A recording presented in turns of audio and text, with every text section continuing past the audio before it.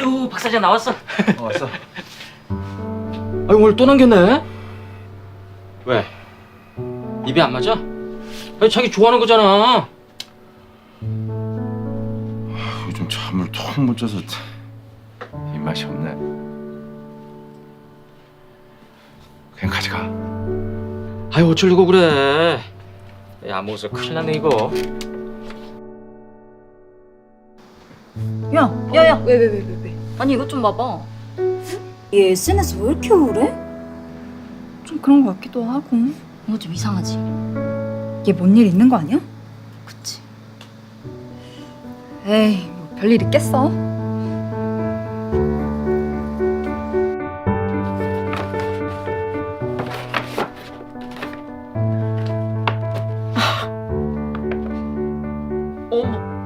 얘 이거 나 다 가져? 아니 이거 평상시에 네가 아끼던 거잖아. 응? 어머. 너 가져. 얘. 나 이제 필요 없어. 아니 근데 있잖아 너 이상해. 너 무슨 일 있어? 정말 한 대만 한 대만 한 대만. 뭐하냐 진짜. 아씨 게임 끄. 나도 게임처럼 다 끝냈으면 좋겠다. 뭐래?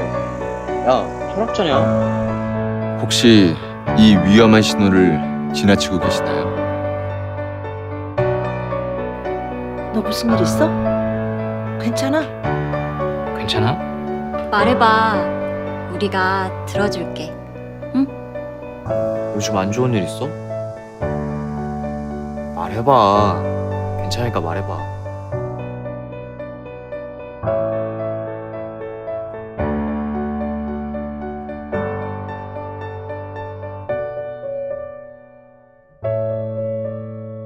먼저 질문하고 전문가와 연결해 주세요. 우리가 도울 수 있습니다.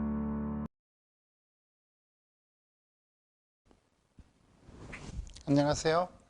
생명 존중 교육 제1강 자살에 대하여라는 주제를 살펴보겠습니다. 자살이란 사전적 의미로는 고의로 자신에게 부과하는 죽음을 뜻합니다. 세계보건기구 WHO의 정의에 따르면 치명적인 죽음을 초래하는 자해 행위를 뜻한다고 합니다. 자살의 현황을 살펴보면 우리나라의 1030 세대에서 사망 원인 1위로 지목되고 있습니다. 우리나라는 애석하게도 자살률도 OECD 1위를 기록하고 있습니다. OECD 국가 연령 표준화 자살률을 비교해 보면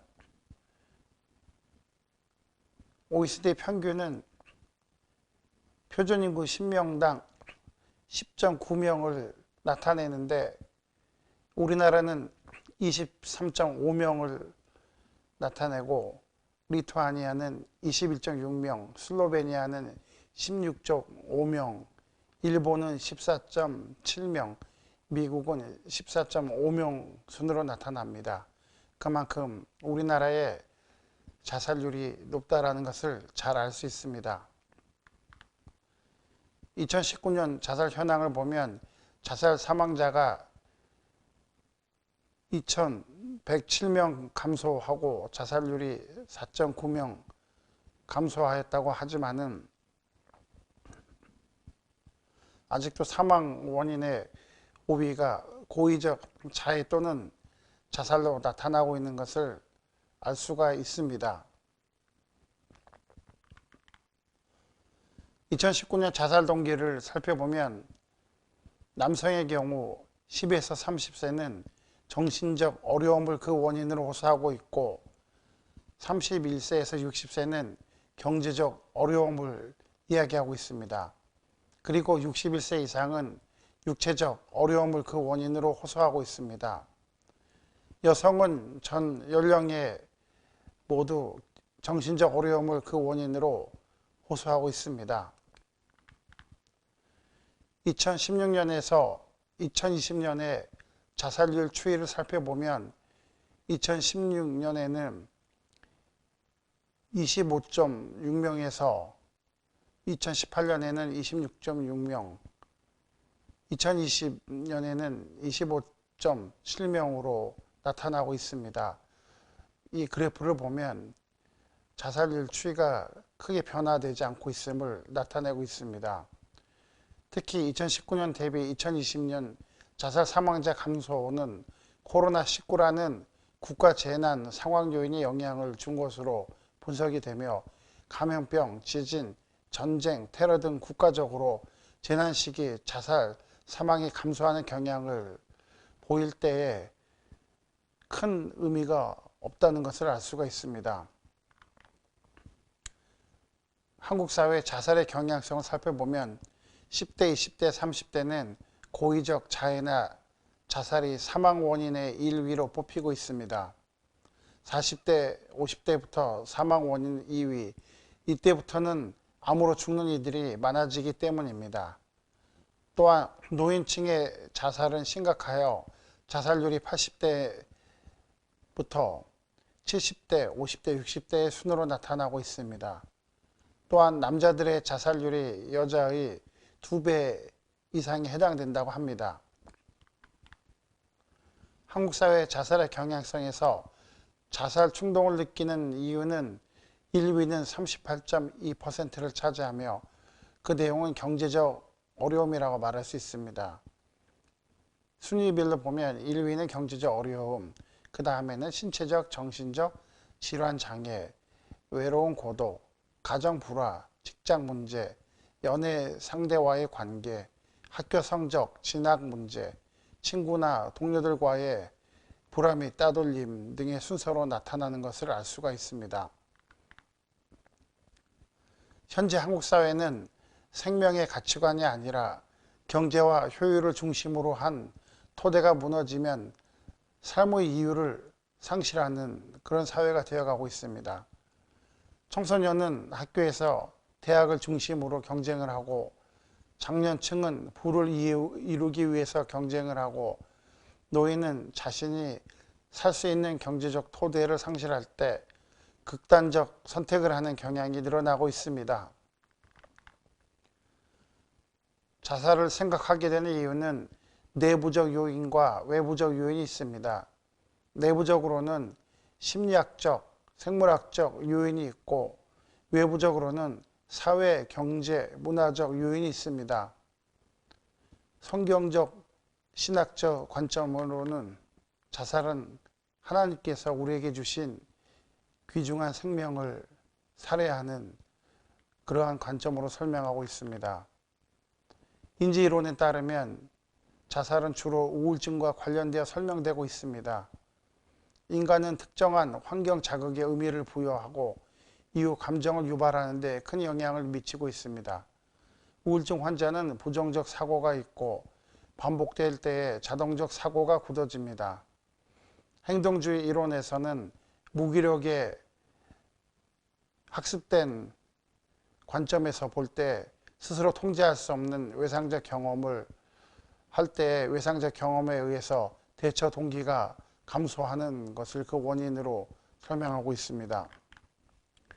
유전적 취약성으로는 우울증, 조현병, 알코올 중독 등으로 생각해 볼 수 있습니다.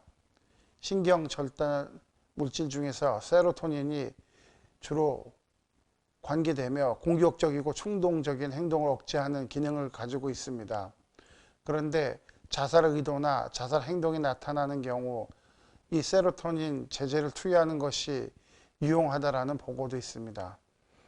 자살을 일으키는 것은 특정 유전자가 있다기보다는 불안정한 기질, 위기 상황, 정신질환, 특정 물질, 예를 들어 알코올과 같은 특정 물질을 만날 때 극단적 선택을 할 가능성이 높아진다라고 보고 있습니다. 사회통합과 규제의 정도와 관련해서 예를 들어 사회통합과 규제의 정도가 지나치게 낮거나 높을 때 자살이 발생할 수 있습니다. 예를 들어서 한국의 가족제도 약화가 그 한 원인이 될 수 있습니다. 또한 대인관계 문제, 학교 폭력, 집단 따돌림과 괴롭힘, 직장에서 상사의 부당한 업무 지시와 괴롭힘 등을 들 수 있습니다. 또한 실업률이 증가하고 경제 성장률이 하락하면서 자살률이 증가하기도 합니다. 따라서 사회 내 소득 분배가 불균형하게 이루어지는 정도도 자살과 어느 정도 유의미한 관계가 있다고 볼 수도 있습니다. 또한 경제 제일주의, 출세를 위한 무한 경쟁, 공동체 해체와 개별화 등 사람과의 관계를 중시하는 한국 문화에서 주류 문화에 들어가지 못한 소외감, 박탈감 등이 자살의 원인이 되기도 합니다. 생명은 삼위일체 하나님이 은혜로 주신 선물입니다. 하나님은 생명의 창조주로서 생명의 원천이 되십니다. 창세기 2장 7절에 여호와 하나님의 땅의 흙으로 사람을 지으시고 생기를 그 코에 불어넣으시니 사람이 생명이 되니라 라고 말씀하고 있습니다. 성경에 비추어 자살을 이해할 때 타락 이후에도 하나님이 선물로 주신 생명을 파괴하는 것은 금지되어 있습니다.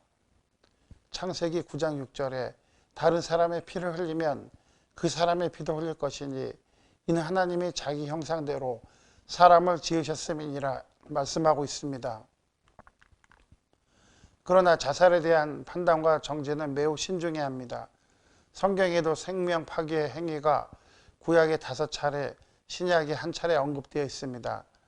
예를 들어 삼손의 죽음, 사울의 죽음, 가룟 유다의 죽음 등이 그 예입니다. 생명 상실 현장에서 그리스도인에게 요청되는 덕목은 바로 긍휼의 정의입니다. 스스로 생명을 끊는 행위를 용인할 수 없지만 정죄보다 생명에 대한 긍휼의 정의를 우선시해야 합니다.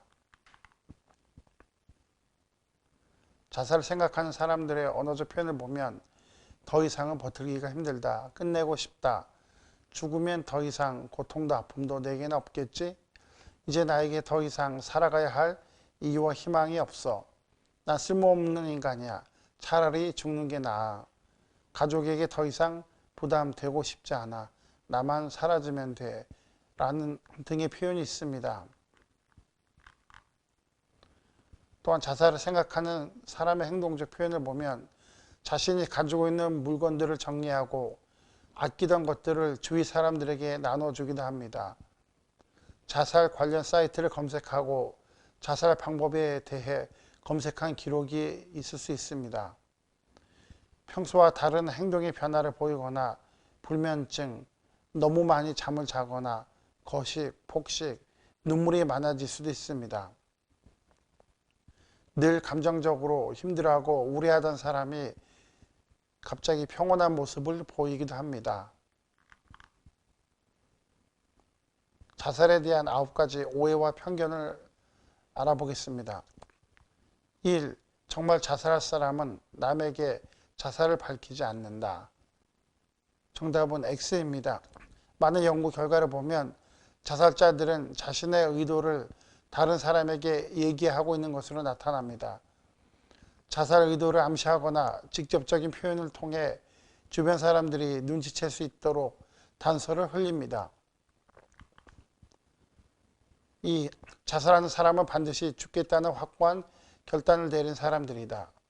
정답은 X입니다. 자살하는 사람은 행동으로 옮기기 직전까지도 죽을까 말까 고민을 계속합니다. 죽고 싶어 하지만 한편으로 살고 싶어 하는 마음이 있습니다. 3. 한번 자살을 결심한 사람은 결국 자살하고 말 것이다. 정답은 X입니다. 삶의 희망이 보이지 않고 자신이 짊어진 문제에서 벗어나는 것이 자살이라고 생각하지만 고비를 넘기면 자살 충동이 사라지는 경우가 많습니다. 4. 자살 시도를 했다가 실패한 사람은 자살에 대한 생각이 사라지지 않는다. 정답은 O입니다. 자살을 한번 시도했다고 해서 그 원인이 사라지는 것은 아니다. 여전히 극심한 스트레스와 불안, 단절감 등의 심리적 고통에 시달리기 때문에 다음번에 행동으로 옮길 가능성이 높아집니다. 5. 자살이라는 말을 꺼내는 것은 누군가를 자살하도록 만들지도 모른다. 정답은 X입니다. 가까이 있는 사람이 자살 징후를 보이면 자살 의도를 직접 질문하는 것이다. 그 사람을 자극할까봐 우회적으로 질문하는 것이 아니라 단도직입적으로 질문하는 것입니다. 6. 괴로워하던 사람이 갑자기 평화로워지면 자살 위험은 끝난 것이다. 정답은 X입니다. 죽겠다고 결심이 선 사람은 놀랍도록 평온해집니다. 때로 기분이 들떠 있을 때도 있습니다. 결심이 굳게 서면 마음속에 그들을 짓눌렀던 돌덩어리에서 해방되는 느낌을 가집니다. 7. 자살하려는 사람들은 실패자들이다. 정답은 X입니다. 자살은 경제적, 사회적, 심리적 요인 등 여러 가지 복잡하고 다양한 원인이 작용해서 일어납니다. 자살을 한 가지 이유로 단정 지을 수 없으며 자살이 실패자들의 전유물이 아니라 누구에게나 일어날 수 있습니다. 8. 자살은 정신병이 아니다. 정답은 5입니다. 자살은 우울증과 같은 정신질환과 어느 정도 관련되어 있습니다. 그렇지만 자살을 시도하거나 실제로 자살에 이른다고 해서 정신병 환자인 것은 아닙니다. 9. 자살은 예방과 치료가 가능하다. 정답은 5입니다. 자살은 매우 드문 일이고 자살 위험의 요인을 파악하고 자살 위험을 줄여준다면 자살의 예방과 치료가 가능해집니다. 자살은 끝 또는 개인적 사건이 아니며 남겨진 가족과 친구들에게 새로운 고통을 줍니다. 자살 예방을 위해 개인을 포함한 국가와 사회, 가족과 속한 교회 공동체가 모두 참여해야 할 것입니다.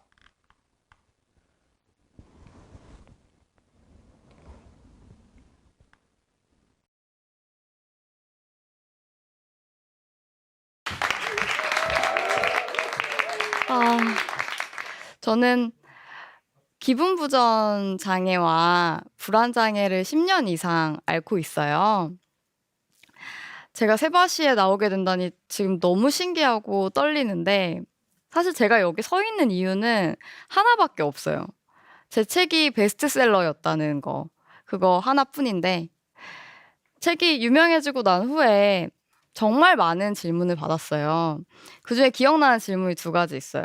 하나는 인터뷰 중이었는데 생각했던 이미지랑 달라요. 되게 밝으신데요? 그때 너무 당황해서 그럼 어떻게 지금부터 울면서 할까요? 이렇게 대답을 했었는데 또 하나는 북토크 질의응답 시간이었거든요. 근데 질문자님께서 작가님은 책으로 돈을 많이 버셨잖아요. 그러면 이제 우울증이 좀 나으셨나요? 좀 오래 고민했어요. 그리고 대답했는데 질문자님께서 다리가 부러져서 깁스를 했어요. 근데 로또에 당첨된 거예요. 그러면 부러졌던 다리가 바로 붙을까요? 이렇게 답했던 기억이 있습니다. 책을 내기 전과 후, 그러니까 베스트셀러가 되기 전과 후에 제 삶을 궁금해하시는 분들이 꽤 많아요. 가장 크게 달라진 건 부모님의 빚을 갚아줘서 그들이 항상 웃는 거. 또 하나는 저와 비슷한 사람이 세상에 이렇게 많구나라는 걸 알고서 위로와 아픔을 동시에 느낀다는 점. 마지막으로 제일 중요한 건 저만의 우울을 저만의 방법으로 다룰 수 있게 되었다는 점입니다. 저는 당연히 우울증 얘기를 할 건데요. 원고를 엄청 열심히 쓰고 완성을 딱 했는데 생각보다 글이 너무 무난한 거예요. 그러니까 나쁘진 않았는데 알맹이가 뭔가 쏙 빠진 느낌이었어요. 왜 그런가 생각해 보니까 이걸 보면서 불편하게 느낄 것 같은 부분, 사람들이, 그리고 욕먹을 것 같은 부분, 이런 거를 제가 저도 모르게 다 지우고 삭제했더라고요. 근데 저한테 질문을 하나 했어요. 야, 너는 너를 이상하게 생각할까 봐 아무한테도 말 못했던 얘기로 책까지 냈으면서 뭐가 그렇게 무서워? 그 생각을 하고 나니까 아, 이거 아닌 것 같아 하고 글을 싹 엎었어요. 그리고 제가 삭제했던 문장들을 다시 쓰기 시작했습니다. 저는 이 자리에서 말씀드리지만 우울증을 극복한 사람이 아니에요. 이건 우울증 성공담 극복기가 아니에요. 저는 낫지 않았어요. 그래서 누군가가 저한테 요즘 어떠세요? 우울증은 좀 괜찮아지셨어요? 라고 물으면 좋아졌다가 나빠졌다가 하면서 계속 반복하면서 그렇게 살고 있어요. 라고 얘기를 해요. 왜 그러냐면 제가 앓고 있는 병이 바로 그런 질환이기 때문인데요. 이 병의 이름을 알기 전에 저는 제 자신을 혐오하는 게 굉장히 익숙한 사람이었어요. 그건 우울증에 관한 제 오해 때문이었는데 우울증에 걸린 사람은 집 밖으로 한 발짝도 나가지 못하고 음식도 잘 씹어 삼키지 못하고 잘 웃지 않고 어두워야만 된다고 생각했어요. 근데 전 아니었거든요. 엄청 잘 먹고 맛있는 것도 좋아하고 친구들 만나서 밖에 나가서 웃고 떠들고 그랬었어요. 근데 매번 그런 건 아니었어요. 저 역시 침대 밖으로 나가지 못할 때도 있었고 되게 알 수 없는 불안과 고통 때문에 아예 잠을 못 자거나 자살 충동에 시달리거나 그랬던 시기가 있었습니다. 그때 정신과랑 상담센터를 전전하다가 기분부전 장애라는 진단을 받았어요. 이 병은 가벼운 우울감이 되게 지속되는 만성적인 질환인데요.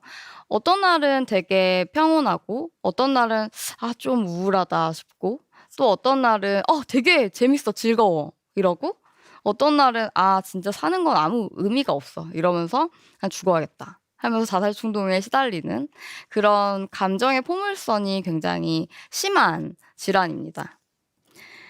제가 우울증에 관한 설명 중에 동의할 수 없는 말이 하나 있어요. 그건 우울증은 누구나 한 번쯤 겪고 지나가는 마음의 감기다라는 말인데요.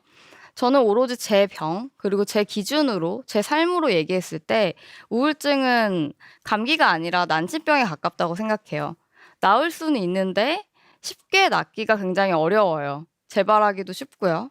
그래서 단순히 약을 먹고 시간이 지나면 낫는 감기가 아니라 약, 시간, 그리고 나만의 각자의 방법으로 마음의 컨디션을 지속적으로 관리해야 하는 질환이라고 생각합니다. 두려워서 막 삭제했던 얘기를 계속 해보자면 저는 제 우울함을 말하는 게 이 자리에서 말하는 게 너무 두려웠어요. 저는 우울증을 앓고 있어요 라고 말하면 사람들이 또 우울증 얘기, 또 우울증 스토리? 야, 너만 우울하냐? 나도 우울해. 사람들은 다 힘들어. 이런 말을 들을까 봐 되게 무서웠거든요. 제 우울함이, 제 이야기가 누군가에게는 이제 그만 듣고 싶은 아니면 굳이 알고 싶지도 않은 그런 한심함과 지겨움이 되어버릴까 봐 되게 두려웠어요. 근데 제 책에서 독자분들이 굉장히 좋아해 주시는 문장이 하나 있어요. 힘들 땐 내가 제일 힘든 거예요. 그건 이기적인 게 아니에요. 라는 문장이에요. 이걸 들었을 때 저는 이건 진짜 나만 아는 고통이지 누가 내 마음에 들어와서 내 마음을 꺼내서 볼 수 있는 것도 아닌데 남과 비교당할 수 있는 게 아니구나. 이기적인 게 진짜 아니네. 라고 생각했어요. 물론 내 아픔만 중요하고 타인의 아픔을 무시한다면 그건 이기적인 게 맞겠지만요. 나랑 정말 똑같아요. 내 일기장을 보는 것 같아. 이런 메시지가 있었지만 그들의 이야기는 다 다른 얼굴을 하고 있었어요. 지금 함께 보고 계신 여러분처럼 다 다른 얼굴, 다른 이야기를 하고 있었거든요. 그때 알았어요. 우울증, 우울하다.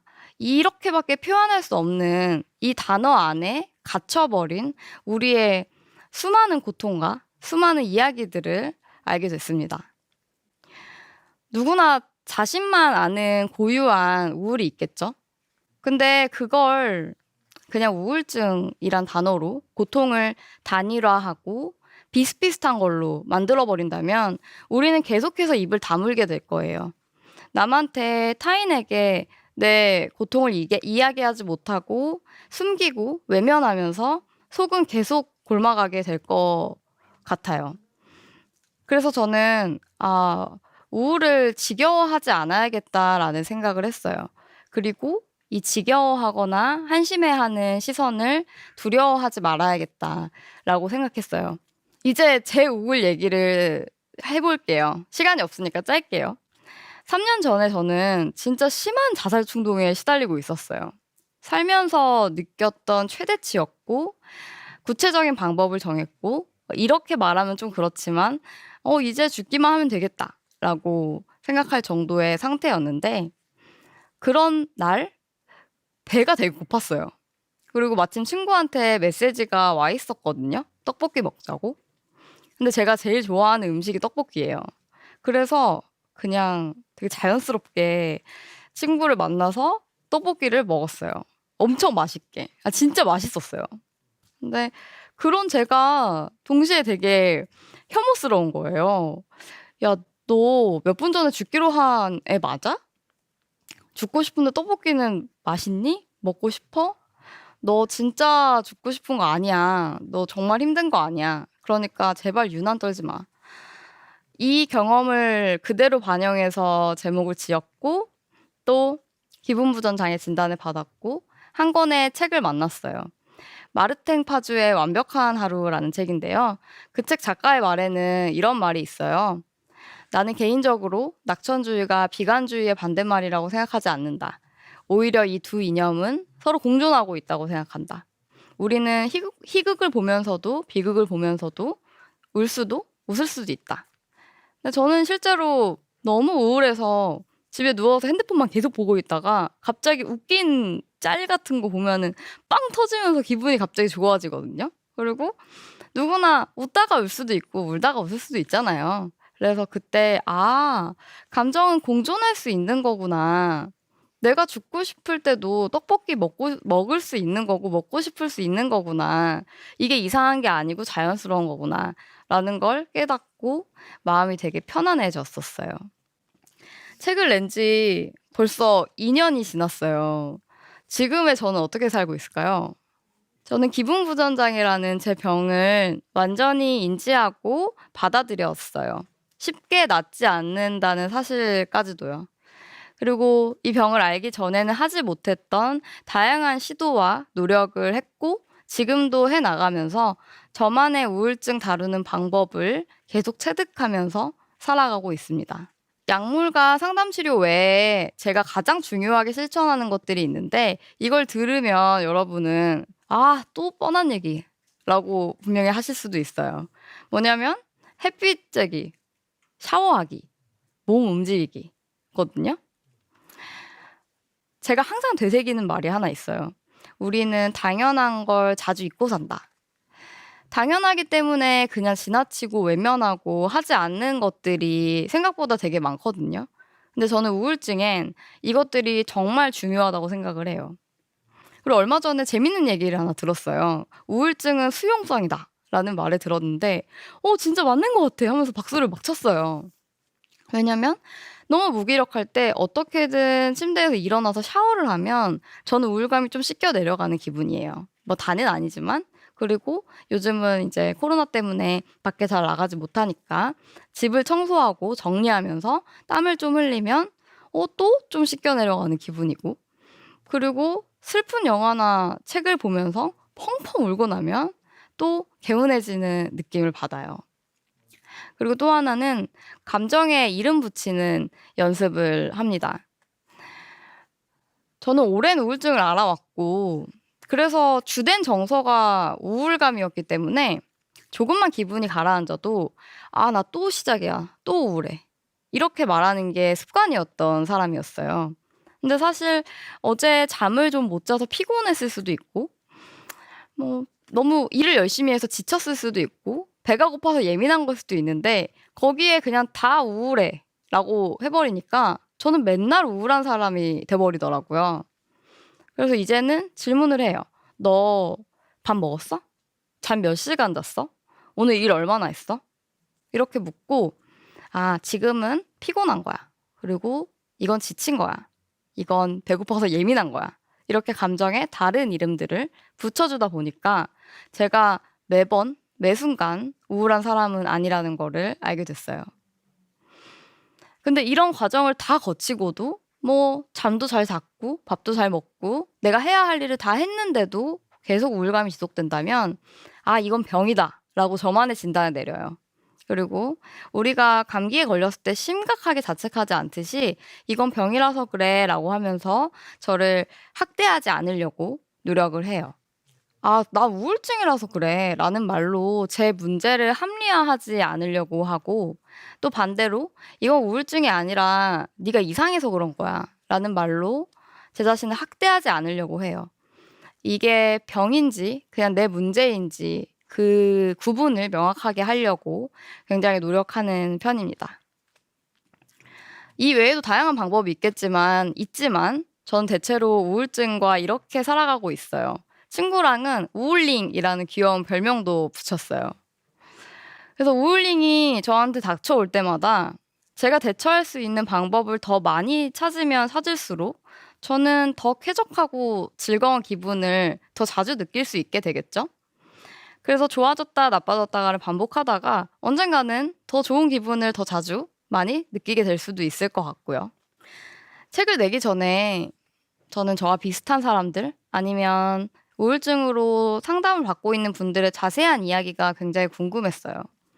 근데 찾기 어렵더라고요. 그들은 뭔가 마치 어딘가에 꽁꽁 숨어 있는 느낌이었습니다.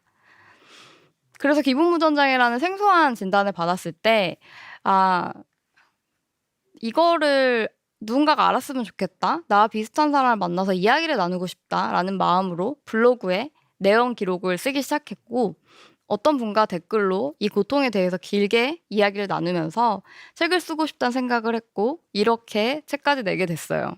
그래서 여기까지 나오게 됐고요. 오늘 너무 신기하지만 이 자리에서 이렇게 눈을 함께 맞추게 될 분들을 상상해 봤어요. 나와 비슷한 아픔을 가지고 있는 분들일까? 아니면 주변에 그런 사람이 있는 걸까? 혹은 그냥 심심해서 무슨 얘기 하나 보자 이런 마음으로 다양한 이유가 있겠죠. 없을 수도 있겠고.